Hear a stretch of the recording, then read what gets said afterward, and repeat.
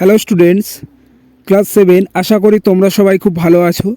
তো দেখো, আজ তোমাদের ফার্স্ট ইউনিট টেস্ট বা প্রথম পর্যায়ক্রমিক পরীক্ষা ইতিহাসের সম্পূর্ণ সাজেশান। ওকে, তো এই প্রশ্নগুলি তোমরা খুব ভালোভাবে রেডি করো তোমাদের পরীক্ষার জন্য। ওকে, এবং এর আগে তোমাদের আমি সিলেবাস, সমস্ত বিষয়ের সিলেবাস এবং তোমার গণিতের সাজেশানপত্র দিয়েছি। ওকে, তো চাইলে তোমরা, এবং বাংলা বিষয়েরও দিয়েছি, চাইলে তোমরা সেই ভিডিওটি দেখতে পারো। ওকে, তো দেখো, আজ তোমাদের ইতিহাসের যে প্রশ্নগুলি মোস্ট ইম্পর্টেন্ট বা খুবই গুরুত্বপূর্ণ।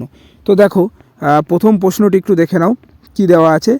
তার আগে বলে রাখি, দেখো 2 এবং 3 নাম্বারের বড় প্রশ্ন, ঠিক আছে, এবং তোমরা শর্ট প্রশ্নের জন্য পাঠ্য বইটি খুব ভালোভাবে খুঁটিয়ে পড়বে, এবং তো এর পরবর্তী ভিডিও তোমাদের আমি ইতিহাসের পাঠ্য বইয়ে আন্ডারলাইন করে দেবো, ঠিক আছে, শর্ট প্রশ্নগুলি। ওকে, আচ্ছা, তো দেখো প্রথমে কি দেওয়া আছে যে গোপাল কে, ঠিক আছে, তার কীর্তি কী। তো দেখো, এর উত্তরটি তোমরা পাবে তোমাদের পাঠ্য বইয়ে 16 নম্বর পৃষ্ঠায়। ওকে, আচ্ছা, তো পরবর্তী প্রশ্ন দেখো, চোল রাজ্য কীভাবে নৌশক্তি গড়ে ওঠে। তো এর প্রশ্নের উত্তরটি তোমাদের পাঠ্য বইয়ে তোমার 17 নম্বর পৃষ্ঠারে পেয়ে যাবে। ওকে, আচ্ছা, তারপর হিজারি কি এবং সহজ কোথায় লেখো, ঠিক আছে, বা হিজরত। ওকে, তো এই প্রশ্নের উত্তরটি তোমাদের পাঠ্য বইয়ে 19 নম্বর পেজে পেয়ে যাবে। ওকে, তো প্রত্যেকটি গোল করে যেগুলি দেওয়া আছে পেজ নম্বর তোমরা একটু দেখে নাও, ঠিক আছে।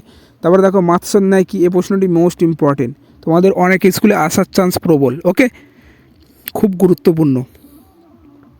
পরবর্তী প্রশ্ন কি দেওয়া আছে দেখো, খলিফা ও খলিফাত কি। তো পরবর্তী প্রশ্ন দেখো, চর্যাপদ কি বলতে বোঝায়, ঠিক আছে, বা বোঝো। তো এই প্রশ্নের উত্তরটি 31 নম্বর পেজে পেয়ে যাবে। ওকে, তারপর দেখো, পঞ্চরত্ন কাদের বলা। তো এই প্রশ্নটি মোস্ট ইম্পর্টেন্ট বা খুবই গুরুত্বপূর্ণ, ঠিক আছে, 37 নম্বর তোমাদের পাঠ্য বইয়ে পেজে পেয়ে যাবে। ওকে, পরবর্তী প্রশ্ন দেখো, ত্রিশক্তি সংগ্রাম কি। এই প্রশ্নটিও খুবই গুরুত্বপূর্ণ বা মোস্ট ইম্পর্টেন্ট, বা ত্রিশক্তি সংগ্রাম কাদের মধ্যে হয়েছিল বা কেন হয়েছিল। ওকে, তো এই টাইপের প্রশ্ন তোমাদের আসে, ঠিক আছে। তো এটির উত্তর তোমাদের 17 নম্বর পাঠ্য বই পেয়ে যাবে। তারপরে দেখো, ভারতের সামন্ত ব্যবস্থা বলতে কী বোঝো, এবং দীপঙ্কর শ্রীজ্ঞান, ঠিক আছে, টিকা, এটা একটু টিকার জন্য দেখে রাখবে যে দীপঙ্কর শ্রীজ্ঞান কে ছিলেন। ওকে, পরবর্তী প্রশ্ন দেখো, চর্যাপদের পুঁথি কে কোথায় উদ্ভব করেন। তো এই প্রশ্নটি মোস্ট ইম্পর্টেন্ট 2 নম্বরের জন্য। পরবর্তী দেখো, গৌড়তন্ত্র কী এবং সামন্ত ব্যবস্থা কাকে বলে। ওকে, তো পেজ নম্বর কত তোমাদের পাঠ্য বইয়ে 26 পেজ।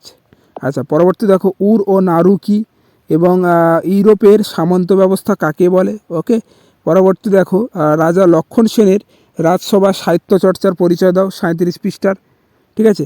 এবং তোমাদের পাঠ্য বইয়ে দেখবে কিছু শর্ট প্রশ্ন আছে, ঠিক আছে, 41 থেকে 23 পৃষ্ঠার, ঠিক আছে, 41 এবং 23 পৃষ্ঠার যে অনুশীলনী প্রশ্নগুলি আছে সেগুলি খুব ভালো করে দেখবে। আচ্ছা, পরবর্তী দেখো, 5 নম্বরের বড় প্রশ্নগুলি একটু দেখে নাও। পাল ও সেন যুগে বাংলার কৃষি ও বাণিজ্য কেমন ছিল। তো এই প্রশ্নের উত্তরটি তোমাদের পাঠ্য বইয়ে 28 নম্বর পেজে পেয়ে যাবে। ওকে, সেখানে দেখতে গেলে সেখানে দেখতে পাবে, ঠিক আছে। আচ্ছা, তো পরবর্তী প্রশ্ন দেখো, তোমার প্রশ্নটি এইভাবে ঘুরিয়েও দিতে পারে, ঠিক আছে, যে পাল ও সেন যুগে বাংলার মানুষের জীবনযাত্রার আলো সম্পর্কে আলোচনা করো। ওকে, আচ্ছা, তো পরবর্তী প্রশ্ন দেখো, নালন্দা বিশ্ববিদ্যালয় সম্পর্কে লেখো, অথবা নালন্দা বৌদ্ধবিহার। ওকে, তো এই প্রশ্নের উত্তর তোমাদের পাঠ্য বইয়ে কত নম্বর পেজে পাবে, 32 নম্বর পেজে। পরবর্তী দেখো, গৌড়ের রাজার শশাঙ্কের কীর্তি আলোচনা করো, খুবই ইম্পর্টেন্ট কোশ্চেন। পরবর্তী দেখো, টিকা লেখো, বিক্রমশীল মহাবীর। ওকে, তো এই প্রশ্নটি খুবই ইম্পর্টেন্ট, পেজ নম্বর কত, 34 পৃষ্ঠার, ভেরি ভেরি ইম্পর্টেন্ট। তারপরে দেখো, কৈবর্ত বিদ্রোহ সম্পর্কে লেখো, এবং একটি এক্সট্রা প্রশ্ন দিয়েছি দেখো, বাংলা তুর্কি আমলের কারণ ও ফলাফল আলোচনা করো। ওকে, তো এই ছিল তোমাদের ক্লাস 7 ইতিহাসের সম্পূর্ণ সাজেশান, এবং ভিডিওটি সম্পূর্ণ দেখার জন্য অসংখ্য ধন্যবাদ।